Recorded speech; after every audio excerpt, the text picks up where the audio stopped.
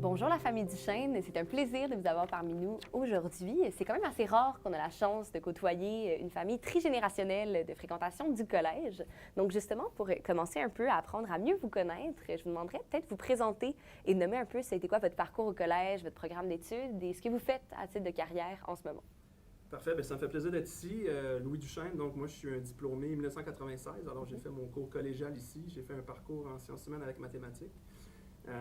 Après ça, j'ai étudié à McGill. Moi, ce qui m'a amené à suivre ce parcours-là aussi, c'est que j'ai eu le plaisir de jouer au football ici.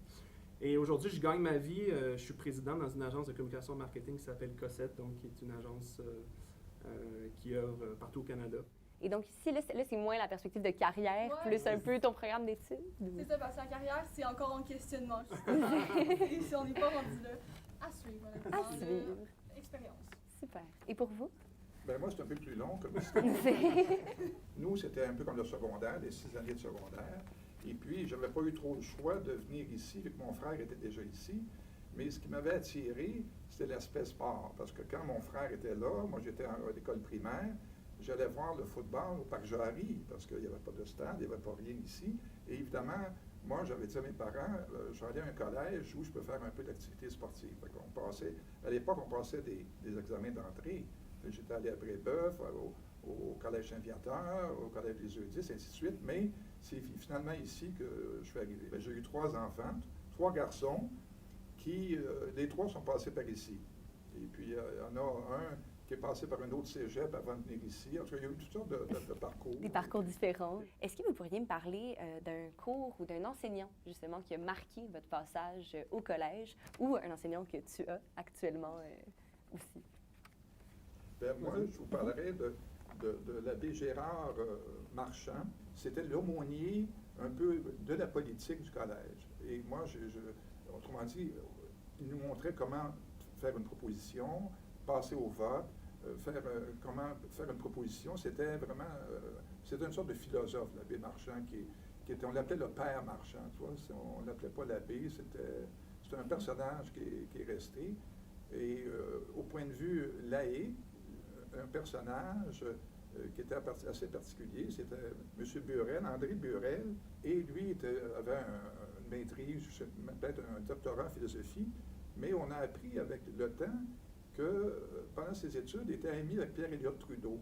Et quand il était ici, comme AB, écrivait les discours politiques de Pierre-Éliott Trudeau. Mais oui, sachez que c'est assez drôle que vous nous mentionniez son nom à M. Buren parce qu'il nous a été mentionné lors d'une autre entrevue aussi. Donc, ça a l'air d'un personnage vraiment marquant de par son implication au collège, ce qui est très intéressant. Pour ma part, moi, surprenamment, c'est pas un professeur qui me vient en tête naturellement, c'est plus un directeur, un dénommé Zénon Soucy, qui a été plusieurs années ici comme directeur, tu te souviens de lui probablement, Oui. qui était directeur de service aux étudiants. Marquant parce que c'était... on sentait vraiment la volonté de vraiment créer une culture au collège qui était très inclusive, très bienveillante, très engageante aussi. Et on sentait un investissement au-delà de son rôle académique ou de son rôle officiel de directeur, vraiment un engagement personnel face aux étudiants. Il nous suivait, on allait jouer au foot à Victo, il était sur le bord, il était sur les lignes de côté. On sentait vraiment un niveau d'engagement particulier. Moi, ça m'a marqué. Toi, est-ce qu'en ce moment, c'est quelque chose que tu perçois, un peu la passion des membres du corps professoral? Moi, justement, je pense que avant de venir ici, c'est vraiment un point que je voulais mentionner, comment les profs sont investis dans mon processus d'admission. Moi, dans le fond, j'ai fait mon secondaire à Québec. Donc, quand je venais faire les portes ouvertes, je faisais le 3 heures de route. Et justement, je suis venue faire les portes ouvertes et on pouvait faire un concept pour savoir si tu pouvais déjà être admis et tout sur place. Et justement, la personne qui m'avait accompagnée dans ce processus-là, c'était mon coordonnateur de programme maintenant, André Ouellet. Mais c'est vraiment une des personnes qui m'a convaincue de venir à Grasset parce qu'il avait tellement montré d'engagement justement dans mon admission parce que du premier coup, j'avais pas été acceptée en sciences lettres et arts. Et il m'avait vraiment bien expliqué de comme renvoyer un bulletin et tout. On avait comme eu une correspondance par courriel.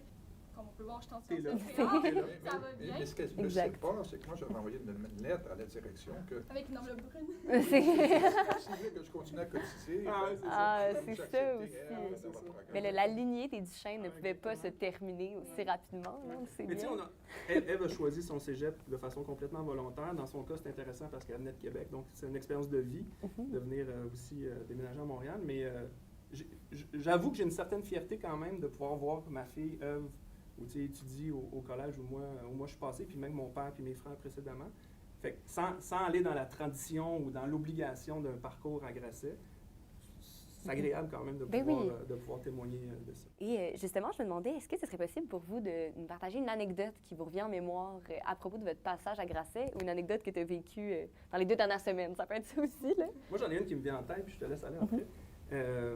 Donc, c'est ça, je l'ai dit précédemment. Moi, j'ai joué au football ici, j'étais un porteur de ballon, fait que j'étais peut-être très stéréotypé dans ce type-là du sportif.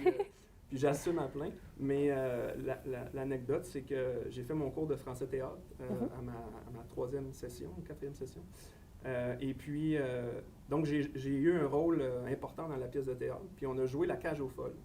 Et l'anecdote est la suivante, c'est que, donc, j'étais un des parents, un des membres du couple, je ne sais pas si ceux qui sont familiers Oui. avec la pièce ou le film. Et, dans le fond, mon conjoint dans le couple, c'était un joueur de ligne offensive de l'équipe de football. Fait qu'on était les deux, le couple. Je me souviens, on avait mis des affiches partout dans le collège pour vendre des billets, pour venir voir les représentations. Et donc, on était les deux gars de foot, mais dans le fond, qui se prêtaient parfaitement, puis on a adoré au jeu d'une pièce de théâtre, en plus qui exprimait un couple homosexuel dans la cage aux folles. Déconstruire l'hétéronormativité, Absolument. une pièce de théâtre à la fois, Exact, comme on dit. exact. La Ouais. culture. Moi, c'est ça, je suis en train de vivre mon cours de théâtre. Puis justement, Ouais. je parle à des gens qui sont pas à Grasset, puis c'est quand même un peu unique à Grasset, j'ai l'impression, le cours de théâtre. Puis je trouve ça tellement amusant. Puis comme ça vient vraiment mettre comme une petite pépite à travers, là, comme, tu sais, ça vient faire une autre approche du français complètement, que comme de rédiger La un grammaire, texte ouais. pour le ministère et tout. Fait que honnêtement, je pense que tout le monde a une anecdote de son cours de français de Ouais, théâtre. probablement. Ah, bien sûr, Ouais. bien sûr. Pour votre part? Ton anecdote, moi, c'était la politique étudiante. C'est que je vous ai parlé tout à l'heure de l'abbé Marchand, le père Marchand, qui, avec la direction du collège, a finalement voulu qu'il y ait des élections au collège. Autrement dit, sur les 8 ans, mais c'était surtout ouvert pour que tous les élèves puissent voter. Fait qu'il y a eu une campagne électorale avec 2 groupes distincts. Et puis moi, j'ai été élu président du collège. Et ceux qui me supportaient, c'était des gens qui étaient des acteurs genre Yves Corbeil. Oui. Mon cousin Delorme était dans la classe de Corbeil. Eux étaient mes organisateurs. Puis finalement, je m'étais faufilé comme strictement pour jouer un peu, jouer la politique. Jouer la politique. Mais ma mère, surtout, n'était pas très en faveur de ça. Là, Ah non? Non, parce que ma mère était assez rigide. Mon père lui était ouvert à tout. C'était une sorte de poète, tout ça. Ma mère, quand elle a su que je me présentais en politique au collège, que j'étais là pour étudier, non pas pour faire ça. Ah, elle pensait que ça allait vous perturber un petit peu, là. Moi, quand je regardais un peu, j'essayais de trouver comme mon père ou mon grand-père sur les corps de graduation dans le mur. Puis on a comme Robert Duchesne, président. Écoute, ça fait... J'adore. Je dirais que c'est le fun aujourd'hui de pouvoir se retrouver, puis c'était le fun de pouvoir avoir une certaine complicité par rapport à l'établissement d'enseignement qu'on a côtoyé à l'époque. Fait que, Très intéressant. Mais écoutez, merci beaucoup pour cette entrevue. C'était particulièrement intéressant.